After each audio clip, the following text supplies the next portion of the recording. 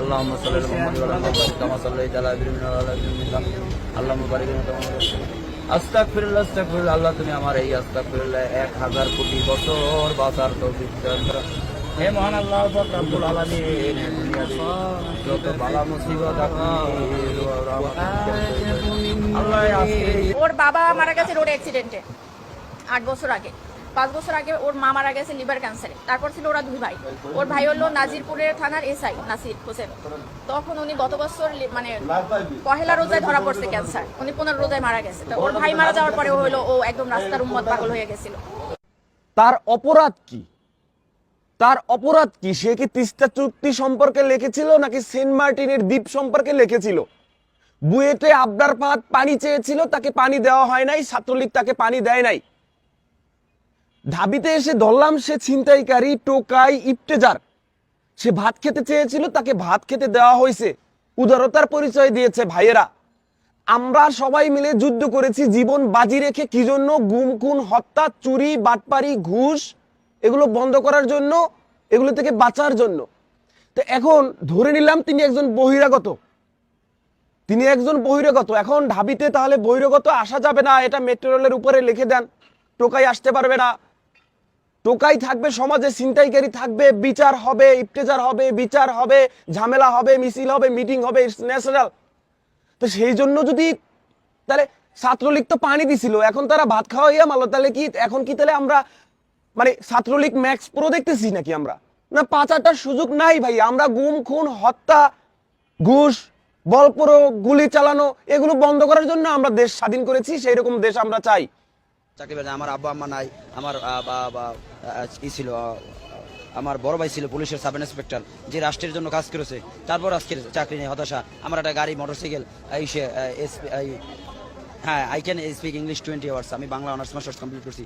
আজকে আমাদের চাকরি নেই, আমার মিথ্যা অভিযোগ দিয়ে বিলুপ্ত করা হয় কমিটি, তাতেও কিছু করা নয়। আমি মানসিক ভারসাম্য কিনা সেটা আপনাদের কাছে প্রমাণ করুন। I can speak English 20 hours. I believe that Allah is almighty, so every decision মাননীয় prime minister Sheikh Hasina absolutely right, your reaction the BMP not people, by the people for the people. এই যে গণতন্ত্রের মূল মন্ত্র, সেই গণতন্ত্রের মূল মন্ত্র আমাদের কাজ করতে হবে। আমরা আশা রাখি দেশ একটি জাতীয় চেতনায় উজ্জীবিত হোক, যে চেতনার মাধ্যমে আমরা আগামী দিনে এই বাংলাদেশ নয় সারা বিশ্বে আমার একটা মেসেজ দেব, ছোট্ট মেসেজ, যে আল্লাহ সর্বশক্তিমান, আল্লাহ দেখে। আমরা সবাই সতর্ক হয়ে যাব, যে যার স্থান থেকে দুর্নীতিকে না বলবো। মানুষ মূলত ডিবি হারুন, আমরা সবাই এক একটা ডিবি হারুন।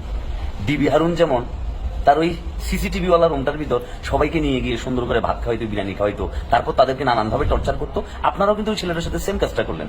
একটা মানসিক ভারসাম্যহীন ছেলে, যাকে আপনারা ভাত খাওয়াইলেন, আদর করলেন, সুন্দর করে পানি টানি খাওয়াই, তাকে দিয়ে কলমা পড়াইলেন, পড়াই, তারপরে ছেলেটারে পিটাই আপনারা কিনাই করে ফেললেন। মানে আপনারা কি দেশের হত্যাকর্তা? আপনারা কি দেশের আইন প্রণেতা? আপনারা কি দেশের আইন প্রয়োগকারী সংস্থা? মানে কোন অধিকারে, কোন বলে, কোন যোগ্যতায় আপনারা এই কাজটা করলেন? এখন আবার ঘটনাটা ঘটার পরে একজন আরেকজনের উপর দায় চাপাচ্ছেন, এটা মুখে করছে, এটা তো মুখে করছে। সব তো আপনারাই করতেছেন ভাই, আপনারাই তো চালাচ্ছেন। আমরা তো আপনাদেরকে নেতা মেনে এখন বসে আছি যে আপনারা দেশের জন্য ভালো কিছু করবেন, ওই ভালো কিছু হবে, ওই ভালোটার সুফল পুরো 18 কোটি বাঙালি পাবে। কিন্তু আপনারা করতেছেন নাকি? এখন এইটার দায়ভার কে নিবে? এইটার এই যে এত বাজে একটা ঘটনা ঘটলো, এই যে একটা মানুষ এইভাবে করে মেরে ফেললেন, এটা দায়ভার কে নিবে? আসলে কার নেওয়া উচিত? আপনাদের নিতে হবে। আপনারাই কাজটা করছেন, কোনো কিছু যাচাই বাছাই না করে, কোনো কিছু তদন্ত না করে। কিভাবে একটা মানুষ? তাহলে অতীতে যারা আকাম কুকাম করছে, অতীতে যারা কুকর্ম করছে, তাদের দেখানো পথেই তো আপনারা হাঁটলেন। তাহলে তাদের আর আপনাদের ভেতর পার্থক্যটা কোথায়? তাদের আর আপনার ভেতরে আসলে কি কোনো পার্থক্য আছে? আমরা তো এমন কিছু চাই নাই ভাই। আমরা তো চাইছিলাম যে আপনারা আমাদেরকে সুন্দর একটা পথ দেখাবেন, আলোর পথ দেখাবেন, এদেশে মানুষের নিরাপত্তা দিবেন, এদেশে মানুষকে শান্তিতে রাখবেন। কিন্তু উল্টা এটা না করে আপনারা কি শুরু করছেন এগুলা?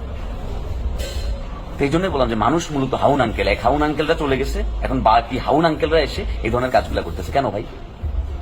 এই দেশের রিক্সাওয়ালা, শ্রমিক, বাস ড্রাইভার, ট্রাক ড্রাইভার, এই দেশের খেটে খাওয়া শ্রমিকরা, বাসার মহিলারা এসে ডাল ভাত রান্না করে আপনাদেরকে খাওয়াইছে। আন্দোলন সংগ্রাম এত কিছু হওয়ার পরে একটা নতুন সূর্য দেখছি, একটা নতুন করে নতুন ভাবে একটা বাংলাদেশকে উপস্থাপন করতে চাইছেন। কিন্তু এই বাংলাদেশের পরিণতি কি আজকে এইটা? এই বাংলাদেশের প্রেক্ষাপট আজকে এইটা যে মানুষ মরে পড়ে থাকবে, তাকে নিয়ে কোনো কথা হবে না, বরঞ্চ কে মারছে, তার আবার কি পরিচয়, তার অতীত কি, এগুলো নিয়ে আমরা ঘাটাঘাটি করতেছি। অথচ একটা মানুষকে, একটা জলজন্ত মানুষকে যে আমরা মেরে ফেললাম, এটা নিয়ে আমাদের কিছু কোনো আফসোস নাই, কোনো কিছু নাই। এইটার যৌক্তিক বিচার দাবি করতেছি, এটার বিচার হওয়া উচিত।